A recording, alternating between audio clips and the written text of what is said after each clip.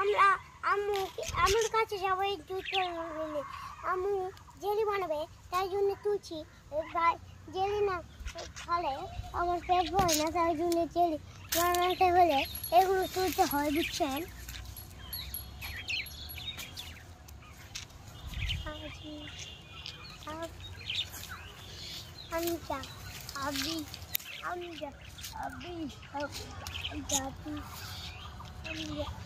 এই দেখতে পাচ্ছেন, এইভাবে বানাই। এটা ভরলাম তো, দেখেন মুছে মাছে এটা এখানে থেতা করে দিতে হবে। এইভাবে জিলাপি বানাই, জিলাপি তারপর খাওয়ার জিনিস সব কিছুই বানাই। আমি এখন দুধ দিয়ে দিচ্ছি, বলতে পারছি না। আপনাদের কথা বলার সময় না, এখন আমার তোলার স্টাইল, আমার তোলার দেখেন, আমার তোলা দেখেন। আমার নাম আপনাদের ভালো করে মনে আছে তো?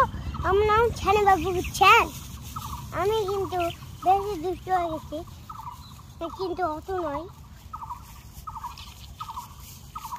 এভাবে আমি তৈরি।